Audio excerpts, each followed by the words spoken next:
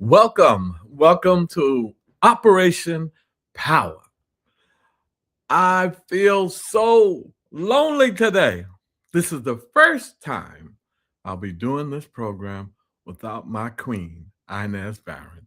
Because of the snow, she's stuck in traffic. Hopefully, she'll get here before the broadcast ends. But my name is Charles Barron, and every week we're on Black Power Media. We want to thank Brother Kalonji for giving us this opportunity. And we have a very special program today because we had a historic special visit to the honorable, I say highly honorable, Mumia Abu-Jamal. We stayed with him for 5 hours. And we want to share some of that. And we want you to hear him in his own words. And we'll give you some background on Mumia. But we usually, before we get anything going, we want to pay homage to our ancestors. So we try to always start off our programs with a libation out of respect for our ancestors. Kiru.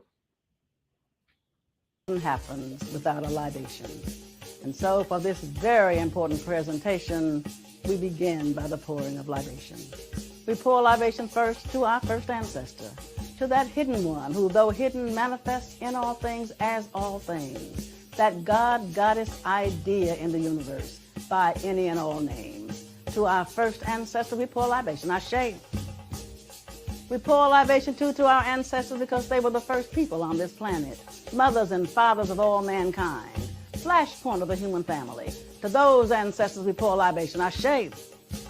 Pour libation too to our ancestors because they were the ones who first gave birth to the idea of civilization, knew we would need a form of governance, and they nurtured that idea along the Nile until it reached its zenith in Kemet. There they built these gigantic monuments as evidence of that great civilization, and they carved instructions on the walls of temples and tombs for us, so we would never forget. To those ancestors we pour libation, Ashe. Pour libation too to our ancestors because over time they put together all the tenets of civilization and they took those ideas and left the continent. They were the people of the first Exodus. They left Africa and went all over the world and peopled the world. To those ancestors we pour libation, Ashe.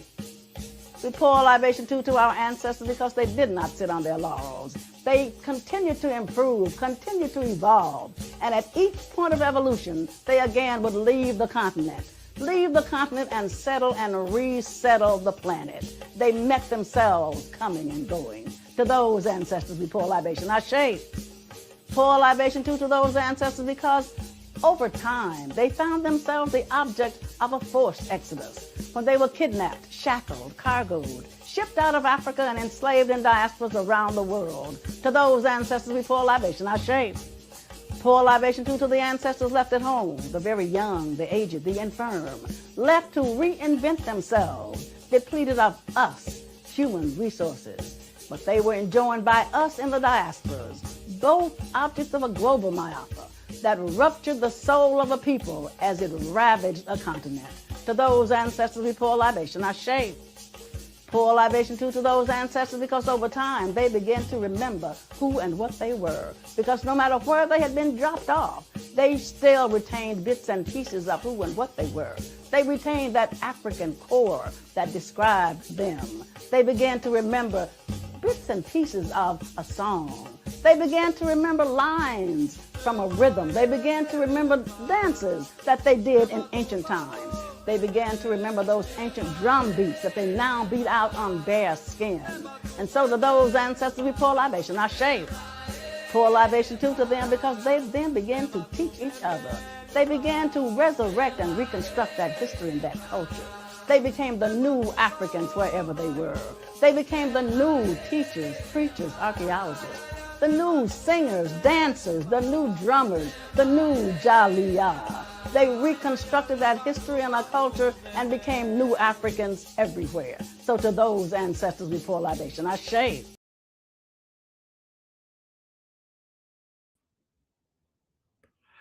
Ashe. And we say, Asheo. So we want to always give the homage to our ancestors, for those who came before us, because we build on their work. We stand on their shoulders for all that they've done, and we continue to give homage to our ancestors. As I said, today's program is going to be about Mumia Abu-Jamal, and we are going to share some of his own words with you. You're going to hear from him on our great meeting we had with him. But before we do that, we also want to get into a videotape of Operation Power. You know, when you know a lot, read a lot, and talk a lot, you got to do a lot. And in Operation Power, we were glad to put this organization together in Brooklyn, East New York.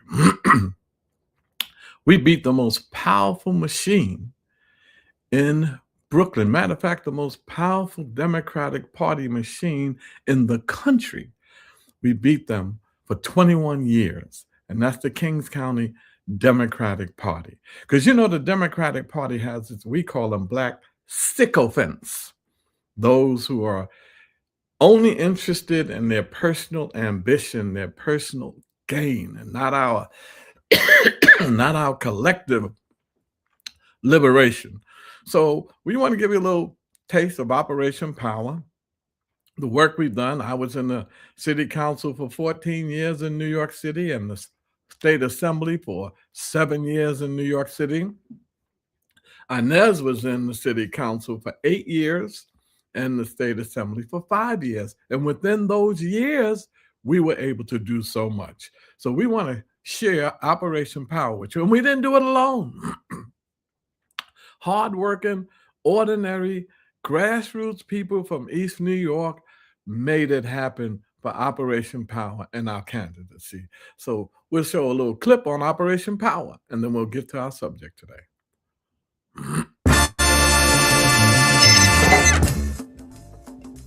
Operation Power stands for people organizing and working for empowerment and respect.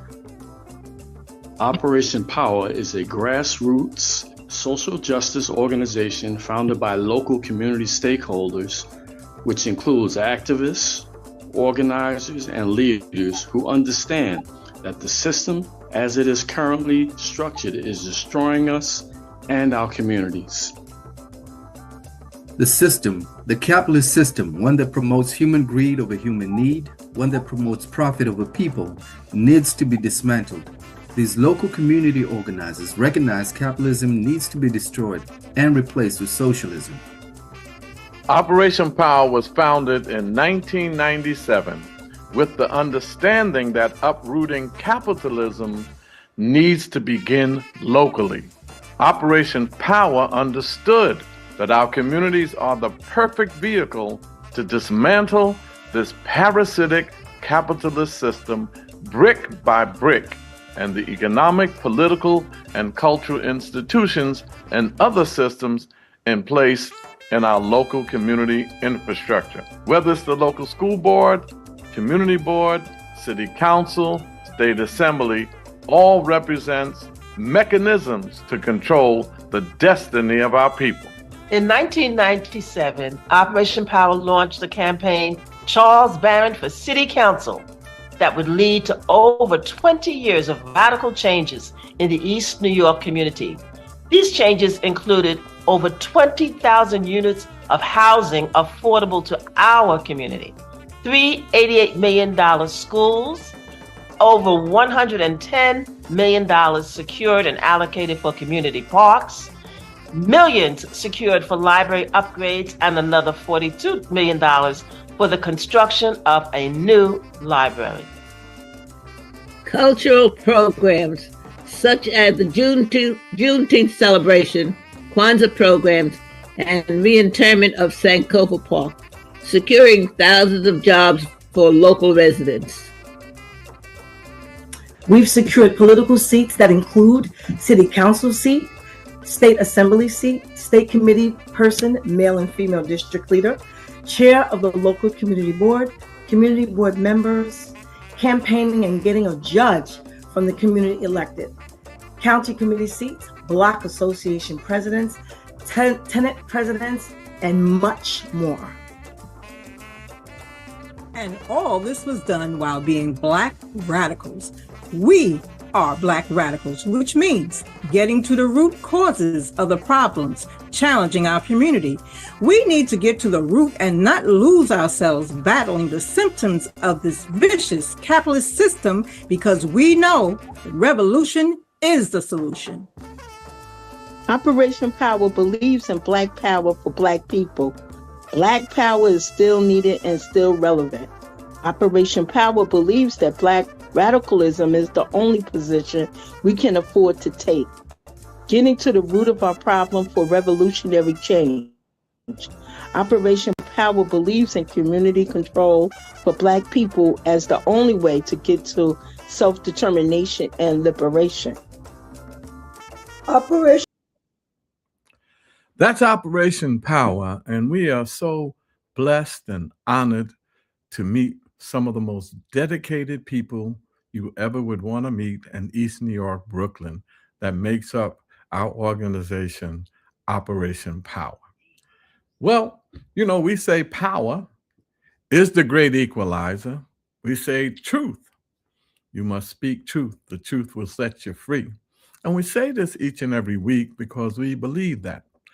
And so a political prisoner, a prisoner of war, are those brothers and sisters who put their lives on the line for us, and who some died in the clutches, in the dungeons of the pigs of the power structure, and some had the ability to get out. And, you know, they try to, after we fight and demonstrate and scream and holler, then they'll wait till you're just about one foot in the grave before they'll let you out. So many they have done that with. We've had the opportunity to meet with Mutulu Shakur, a good friend of ours, Inez and ours, and Faney. Mutulu was so kind to meet with us while we were in Atlanta, and my son Jawanza, while we met with him for about 2-3 hours with Mutulu. I had a great relationship with Sekou Odinga, and we surely miss him. Ruchell McGee, I never met, but man, 50 years plus incarcerated, and he was let out, and then eventually he made his transition. And there were so many others. We fought hard for the release of Herman Bell. Thank God he's still with us. And for the release of Seth Hayes, and shortly after that, he made his transition. So thanks to Brenda Walker, who's a member of Operation Power and keeps up and stays on top of our political prisoners issues for us every meeting, every retreat, we were able to really stay on top of it and keep it in the public's eye. So this program is special. Oh, I wish Inez was here with me today, because we want to thank Pam Africa and Noel Hanrahan, and I think his name was Gil, I'm not sure, the driver, the man who drove us all the way to the prison, about 3 hours, and then back.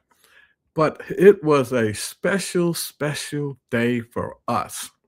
And, you know, I was expecting to see, you know, a person whose spirit was like, wow, I'm still behind these bars, and whose body language would have been an indication of that he was down. And not Mumia. As soon as he saw us, he had a vibrant step. You know, he still got that swagger when he walks. So he had a vibrant step. He came up to us and embraced us. And man, my wife Inez was so honored to see him, and so was I. He took pictures with us. I meant to tell K-Roo to show the pictures on the flyer, so you can put the picture up when you get a chance, K-Roo, from the flyer. He took pictures with us. But then we talked for 5 hours. And he is, not only is he intellectually incredibly stimulating and a genius, but his passion, his warm passion and love for his people. He never once said, what are y'all going to do to get me out of here? I'm tired of being in here. And I'm sure he is. Never once did he say that. We began to talk about Amilcar Cabral. I was talking to him about some things that we've done. He was shocked. He said, "What? These politicians have that kind of power and they didn't do this?" We told him how they could have stopped gentrification. So it was a good exchange, and he told us so much about the importance of culture.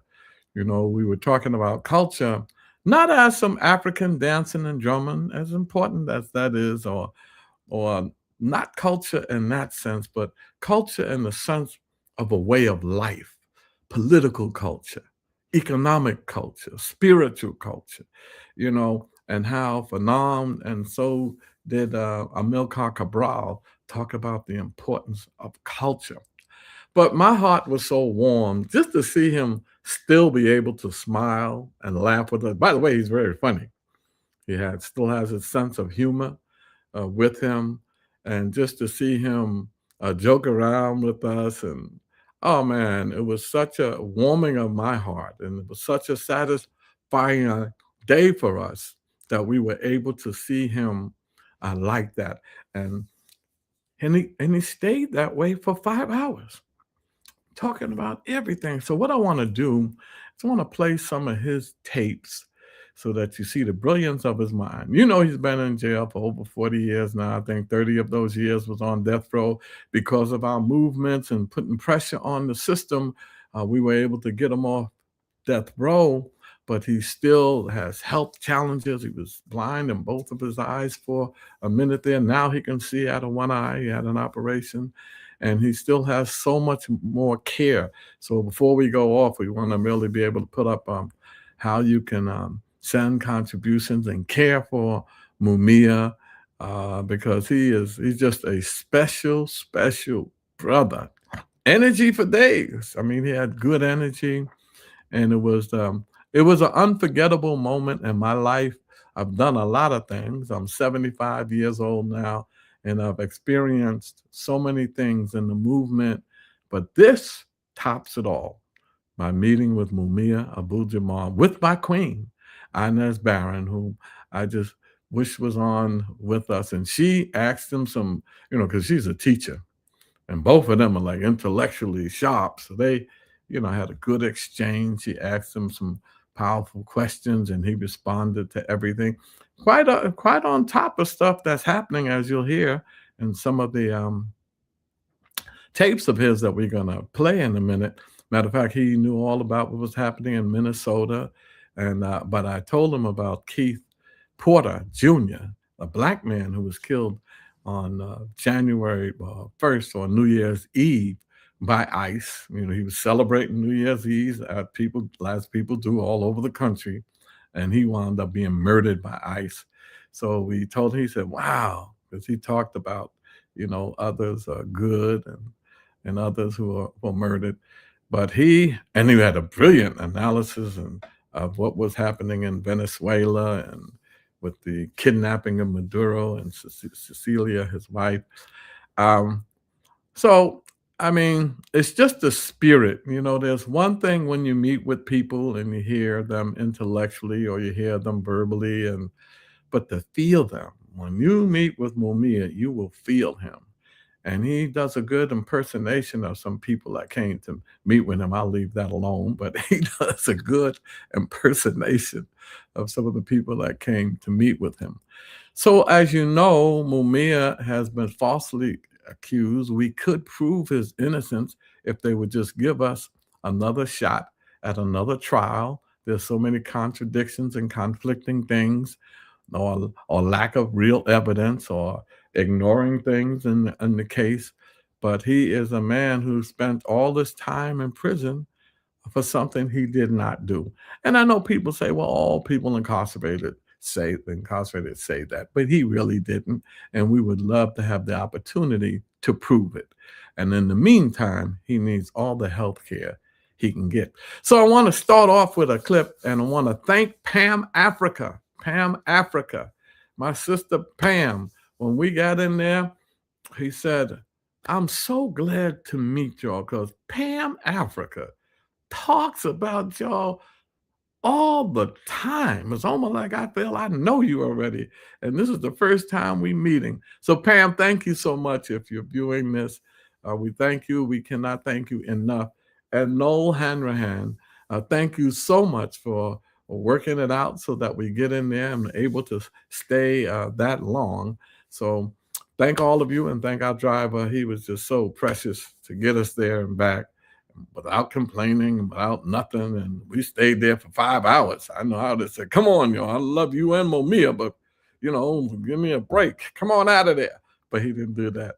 And it was just a great, great meeting of the minds and meeting of the spirit when we met with Mumia Abu-Jamal. So let's hear his own voice.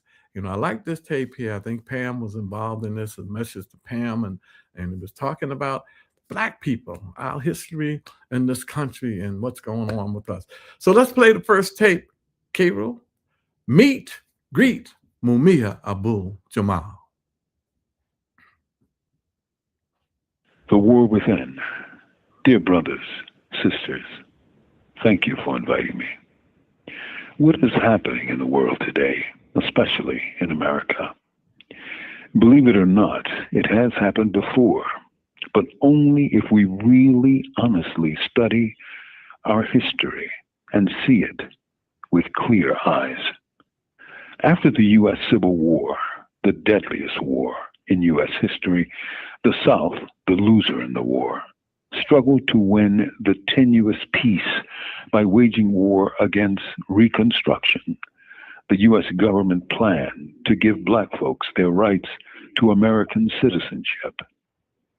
White terrorists waged war against these newly freed people by making their citizenship empty and meaningless.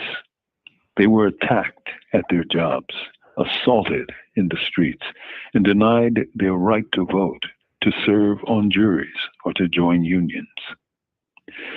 The country that wrote, approved, and signed the 13th, 14th, and 15th Amendments to the Constitution into law then proceeded to ignore it for over 100 years when it came to the rights, privileges, and immunities of Black people in America. That's because what ruled the U.S. wasn't the Constitution. It was unwritten rules of white supremacy. Any country that can ignore its own Constitution for over 100 years can do anything. For what did the Constitution mean for Black folks? It meant nothing. What mattered above all else was whiteness. It took decades of struggles of the Black freedom movement to put a dent in the long, dirty history of white terrorism and white supremacy. This historical rhythm has created a cycle of U.S. history and replays itself in this very hour across the nation. That's the real reasoning behind the mindless assaults on Black history by the government of the U.S. They want to make Black history disappear as if it didn't really happen. The late, great revolutionary Dr. Frantz Fanon saw something similar during the Algerian Revolution.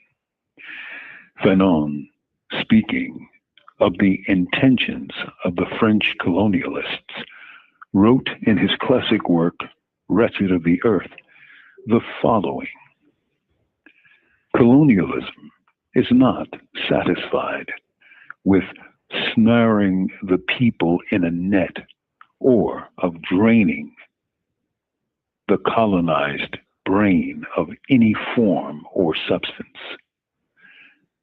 With a kind of perverted logic, it turns attention to the past of the colonized people and distorts it, disfigures it, and destroys it. The words of Dr. Frantz Fanon from The Wretched of the Earth. Remember this: no government can wash away the history of a people. Resolve to teach your children our people's history so it can bloom in their hearts. There it will ring within for generations. With love, not fear. This is Mumia Abu-Jamal. These comments. With love, not fear. That was Mumia Abu-Jamal. What a powerful message. You know, and it was that kind of talk, quality to his voice, the passionate commitment to our liberation. And you heard it. I mean, he laid it out beautifully. And this was so many things. We said, truly, Mumia is funny and great voice actor. Yes, I agree. I agree with that statement there. But he, incredible. So you get a sense that he has a good sense of history, what has happened to us, and how he puts that together. And he talks a lot about imperialism and colonialism and the African revolutions and Algeria. You know, when we were talking, he asked me, what did you think? What did I think about Ibrahim Traore and the Sahel revolution? So I began to share that with him, and he appreciated it so much because that's where he is too in terms of our African liberation. And we talked a bit about what's happening in the Sahel. And I was telling him, because you know, his spirits was up, so our spirits can't be down. We have to be up as well. So I was telling him how excited I am to be alive. Somebody else is saying, this is why we can't let the liars control the narrative. You got that right. You got that right. We can't let liars control the narrative. That's powerful, my brother or sister. I'm not sure who it was, but that's a powerful statement. So when we talked about Sahel, and I said to Mumia, I said, Mumia, I'm excited to be alive because we're seeing the decline of the American empire, and he talked about that often. And also we're seeing the rise of African revolution, not only in Sahel, but also with BRICS, the countries that have come together and said, the hell with the dollar, and later for the IMF, the International Monetary Fund, and the World Bank. We're replacing that with our own banks and our own international lending agencies and our own currency. And we both agreed that the Great War is going to be about currency. And then he began to pour on to us about AI and how we got to look out for the danger of AI and how that is going to take jobs, and more than just taking jobs, can really have false narratives and have people believe in it. So he was very into AI and explaining that. Someone says, peace and love from the UK. Thank you. So I want you to hear another piece when he does talk about Venezuela. I believe in this piece and Maduro, because he was up on the issues. So let's hear that one next, Cairo.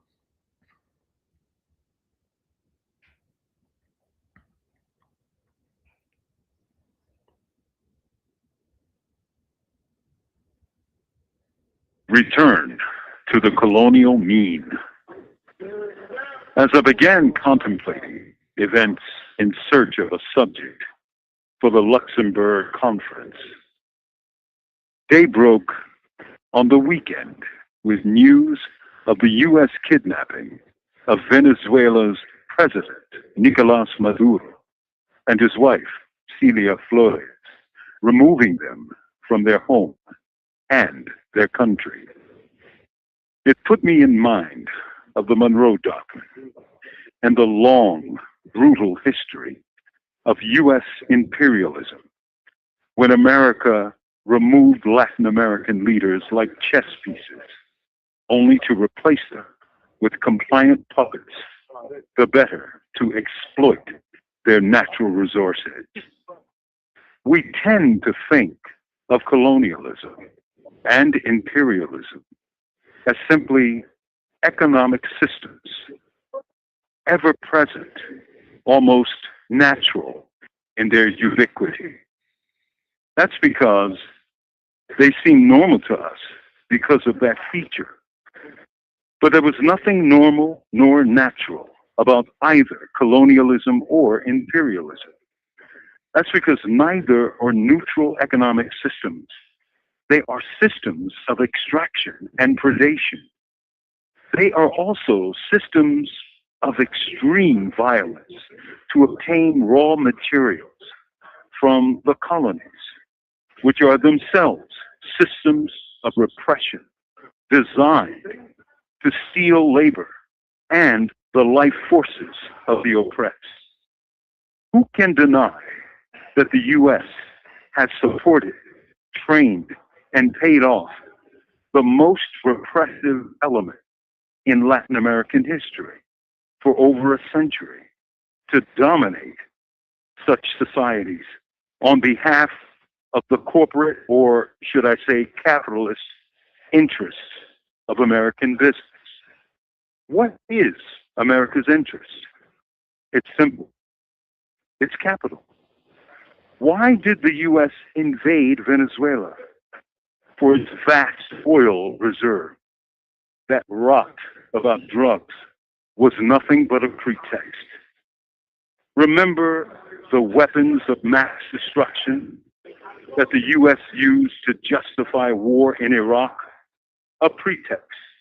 That's because colonialism, neocolonialism, and its adjunct, imperialism, are but systems of predation and systems of repression.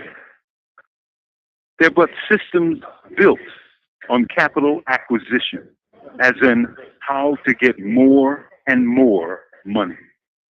And that's just what we see in Venezuela. We're looking at a stick-up, courtesy of the U.S. military. All you need to do is see what you're seeing. To my friends at the Luxembourg Conference, I wish you love, not fear. Hier spreekt Mumia Abu-Jamal. Thank you. These commentaries are recorded by Prison Radio. Does this sound like a man who's been on death row for 30 years? A man who's been imprisoned over 40 years?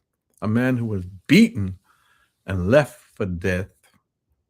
A man who's behind in the clutches of the colonial pigs of the power structure? Does this sound like a man defeated? Not at all. Listen, not only hear his words, feel his spirit. Listen to the power of his voice. Oh, man. You know, it's incredible. You know, some of us who are out here, you know, they say that those incarcerated are in minimum security, and those are out here, we're in maximum security because our communities are neo-colonial communities of a colonial capitalist system. Domestic colonies, that's what I was looking for. Domestic colonies. I have somebody else who's saying something here. Let me see if I can say this. So amazing how behind bars, Mumia stays on point. That's right. About current issues while connecting dots with history better than most not incarcerated.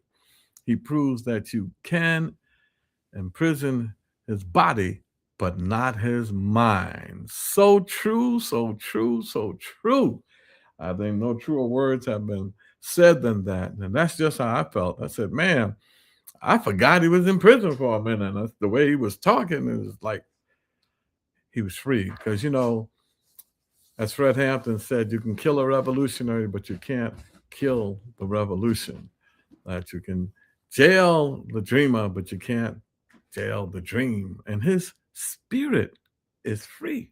See, once you get over the fear of death, and that doesn't mean don't be afraid to die, because, you know, we're all going to die. And I don't think there's too many people that are not afraid of it at all. But it doesn't control you. It doesn't determine, you know, your outlook on life. It doesn't determine how you're going to feel, your spirit, how you wake up each morning. I wake up each morning ready to rumble no matter what. And so his spirit is far from being imprisoned. And as you can feel it when he's talking, and then the information he's still giving us, like the writer said, that people who are not incarcerated don't even have that much information or that much kind of conviction. So I have some good news, and I'm going to let her interject here right away. But my queen has arrived, and now I can step aside here a little bit. And there she is. Now, get me adjusted here. Get adjusted. Now I feel better. Welcome, welcome. So glad that I'm able to join you. Mhm. We've had some bad snow and it just threw everything out of kilter. Things are taking 3 times longer, but I'm here now. And I did listen to the earlier part of the podcast when I was able to. And we just had an exciting time. Mhm. We had an exciting time. Brother Mumia's spirit, his determination, his commitment to our people and to the struggle have not waned. He's been involved since he was a teenager. He joined the Black Panther Party when he was, I think, 14. He had a very conscious high school teacher who introduced him to much of the African culture. And he's been that way, committed ever since. He's been committed. He's been a writer, a journalist. He's been able to be a talk show host on radios. I came away from our meeting with him with a couple of really important gems that he shared with us. The first one that I can recall was when he talked about communalism. He talked about the fact that we are common people. We have that African value system. We are involved in each other's lives in a positive way. And it's that communal spirit that's going to be able to keep us moving forward and to get us to be able to overcome the obstacles. He talked about communalism. Another high point that he raised that I can recall was he talked about culture. And I heard Charles talk about that a little before. He talked about how important our culture is and that it was a sign that other nations were going to lose their level of performance when they embrace the American culture, McDonald's and all of that, and absorb that into their culture. So he talked about the importance and the symbolism of culture and how it defines a people. And when you give up your own ethnic values and embrace some another entity's values, that's a sign of the decline also. Another important point that he raised that stuck with me was we have got to be responsible for our learning. Those of us who know have got to teach, particularly focusing on our young people. We've got to get our young people involved, get our young people working, getting our young people to understand our history because they don't know it. And it's up to us. We can't expect that the enemy is going to, first of all, acknowledge our history, and second of all, try to teach it to our children in a positive manner. So those were some of the highlights: the communalism, culture, teaching our children, and being sure that we continue to learn. Visits with Mumia is like being in the living room of a dear elder loved one. Hours fly, excuse me, and you do not notice it. It was just amazing. He's such a wealth of information and knowledge and experience and hope and encouragement that it was just a treasure. And it humbled and honored us to be able to be in his presence and to hear the pearls of wisdom that he had to share with us, and the inspiration and his ideas and the knowledge that this is a protracted struggle that we're in. We're in a protracted struggle, but we're going to win. We are going to win. We're going to win. Right. And you know, I really appreciated us keeping him out for 5 hours. At least he didn't have to be back there in his cell. He got a chance to be with us and some people and talk. So, and he was really excited that Inez was a teacher. You know, he's in the system for 36 years. He said, wow, because he really was into our youth. He was really into our youth and saying that that's so important. Yes. So we have another clip that we want to play. And as he talked about narco terrorism and how dare they try to say they're trying to arrest Maduro and his wife Cecilia for narco terrorism. Really? Check it out.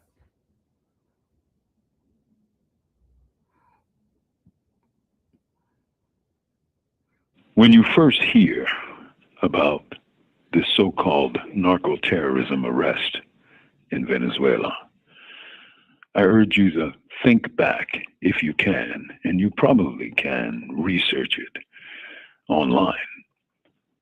Think of a name, Gary Webb of the Mercury News. This was a journalist in a small, tiny coastal newspaper who broke the story about the CIA running drugs in the Black community and other communities in California and across the nation, right? They were importing drugs and using the money to support the Contras, right? In South America, a war against Nicaragua by their neighbors. Think about the lives that were destroyed by those drugs so that the CIA could launch a drug war against Americans in America. Then ask yourself, who are the narco-terrorists and what happened to them? Were they marched into prison? Not yet, and it will never happen. When you hear the government tell you something and you think it's not so, check it out, and 9 times out of 10, you'll find it's not so. Narco-terrorism is just a political pretext to sell the war to frightened, anxious people. Because you know, in your guts, in your heart, in your mind, that the attack on Venezuela was about getting oil. Because the biggest reserves of petroleum on earth are under the soil of Venezuela. With love, not fear. This is Mumia, Abu-Jamal.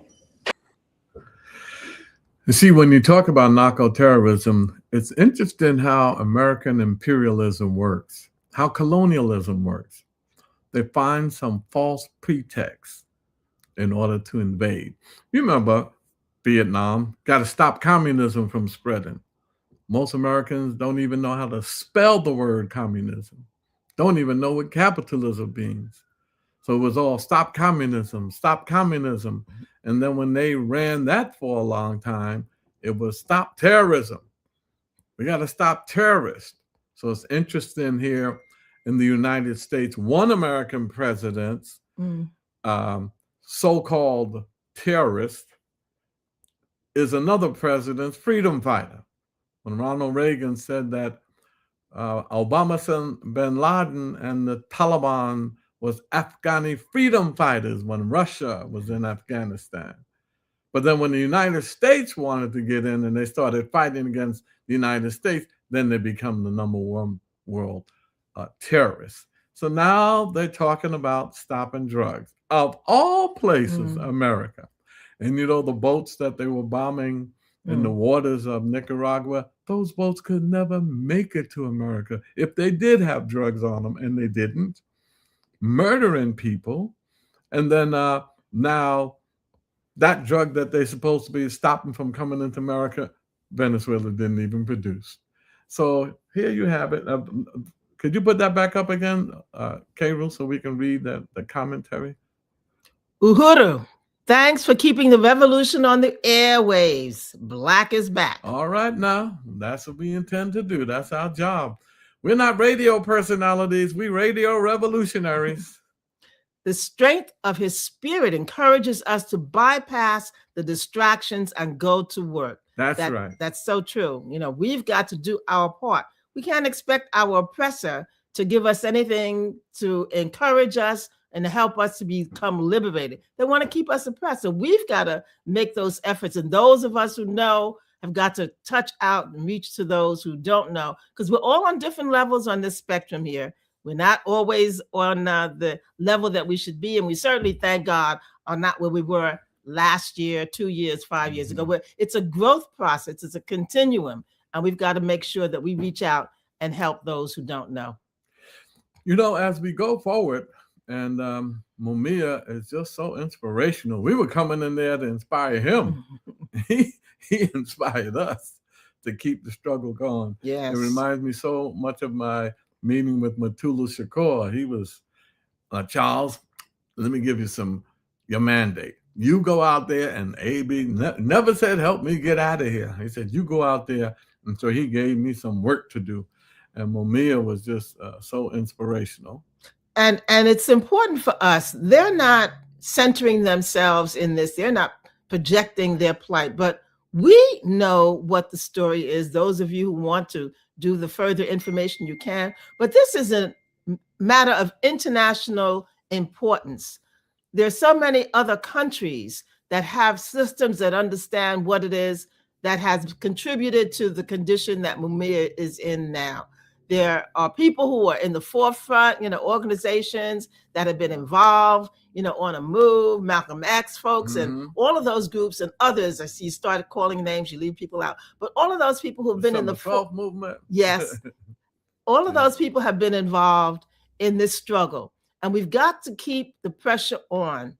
There are lots of strategies that are being pushed forward, and each one has its own value. And they're all working together collectively. But we have got to keep the issue in the forefront.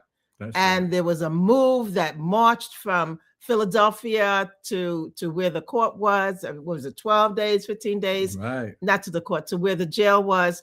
And we've got to keep those kinds of movements going forward. We've got to keep those issues. We've got to keep the pressure on. And we've got to make sure that people understand this was a result of the COINTELPRO movement, where they infiltrated, where they lied, where they killed people, and where they set people up to be killed as well. So it was a part of that movement, part of that energy, a part of that struggle. It was beginning to really percolate all across the world.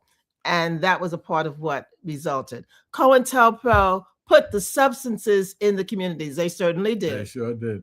And for those of you, COINTELPRO is the counterintelligence program of the FBI that was put in place to kill and jail Panthers and even Martin Luther King. No matter who you were, COINTEL was out to get you. And I got to say this too. I remember being, Nez and I in Operation Power, very much involved in the Uhuru 3. Molly Yeshitela and Jesse Neville and Penny Hess from the Uhuru 3, the Uhuru movement, arrested for free speech and telling them who their friends and enemies couldn't be. Who responded to that? Yeah, reparations. Like Russia had to tell us to get involved in reparations. Like Chairman Omali Yeshitela, who's considered one of the 21st century revolutionary theorists, who was involved in that? Mumia Abu-Jamal. He sent messages that he was in support of that. And here he is down in the dungeons of the pigs of the power structure, and he's worried about the Uhuru 3. Matter of fact, they'll be having a major conference in April. We certainly will have them on before that conference. And also, we have a movement with the National Black Radical Political Congress. I was telling Mumia that we're going to be running, independent Black radical candidates across the country so that we can begin to have an impact. See, once you have all of that, you got to get some power. We got to spend a good amount of our time reacting to issues. We have to. How could you not react to ICE? How could you not react to police brutality, poverty, unemployment? You have to react, but you have to balance it with proaction. And those are organizing around issues, yes, but organize for power. We have to organize for power. So, we say free them all. All the political prisoners and prisoners of war. Many of these political prisoners are just in there. They don't have no bodies next to their cases or nothing, just because of their political beliefs. And others said, since J. Edgar Hoover said that the Black Panther Party was the most dangerous organization to the internal security of America, and they don't say murder and kill them, they said neutralize them, which means eliminate. And so nobody's going to sit home and wait for you to eliminate. So some engaged in war because you declared war on people. So, okay, we have another clip. I think there was one more. Yes. You know, you either serve the emperor or you serve the empire, but you serve power. And if you don't, you get tossed. You know, think about this. Into the Buzzsaw.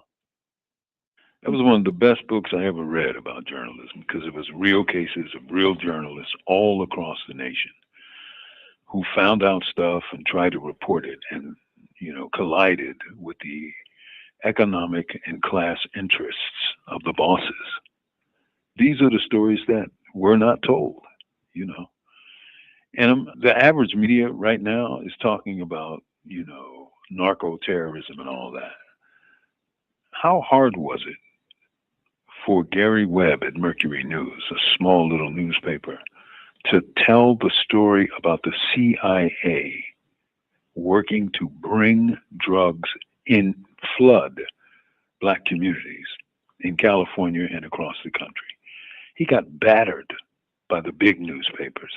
Then he got battered by the state, right?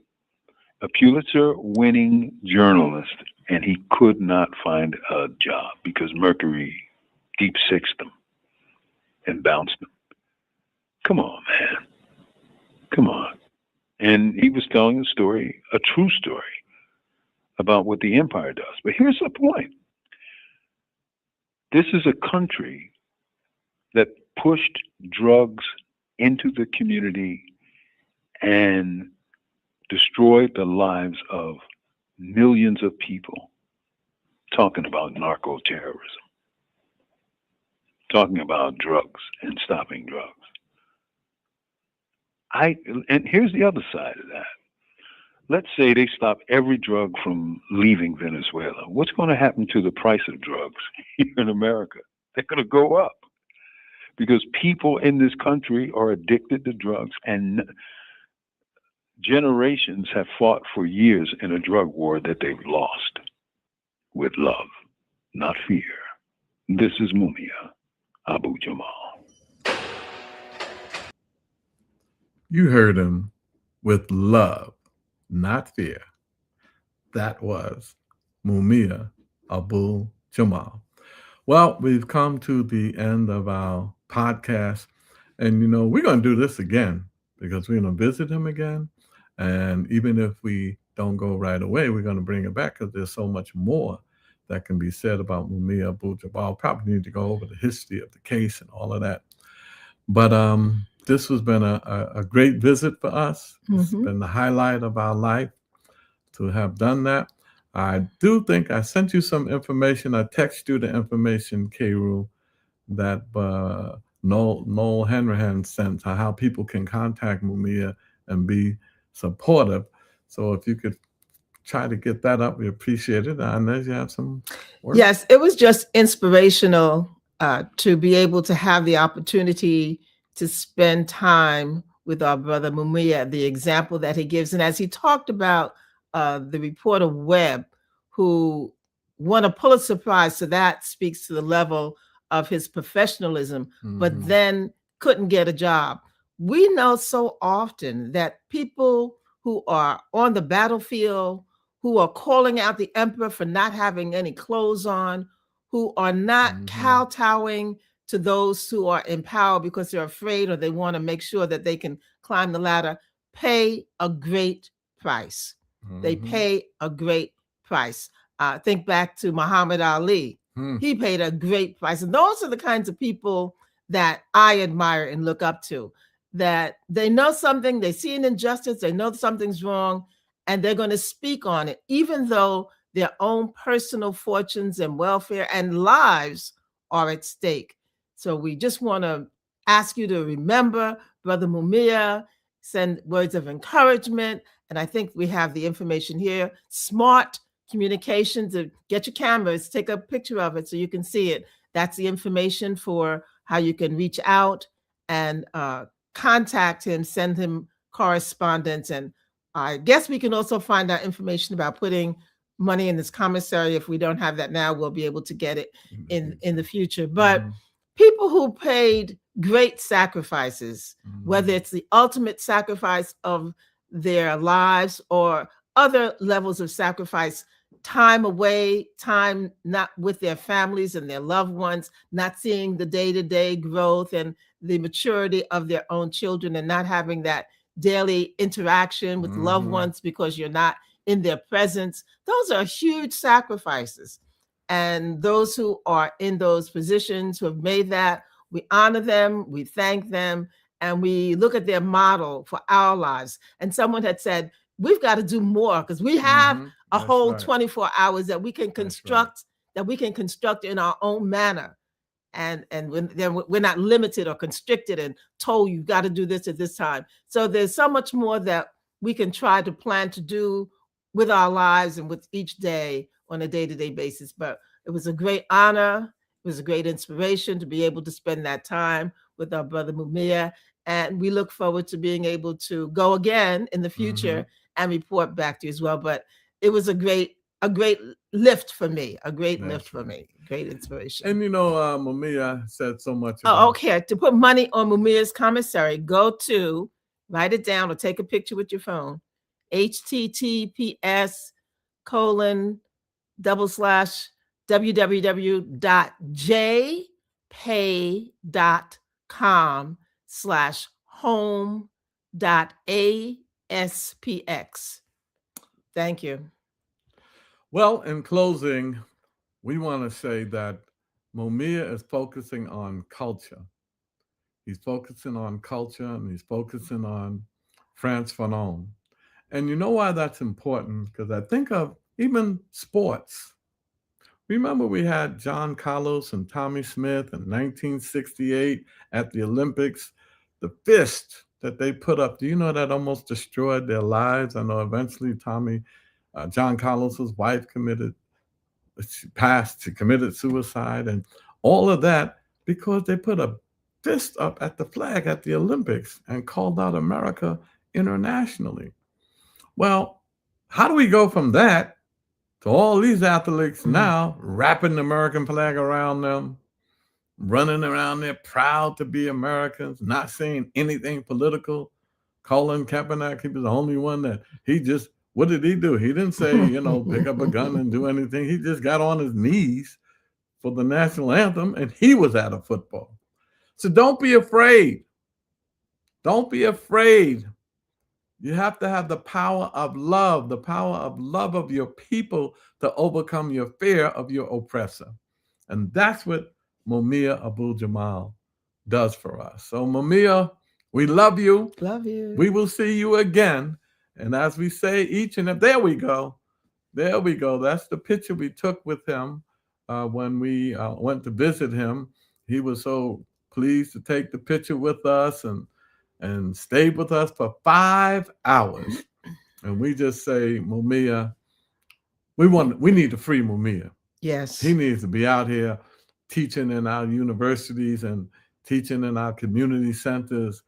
Free Mumia, free them all. So until next week, we say, power is the great equalizer, and the truth shall set you free. Black power. Black power.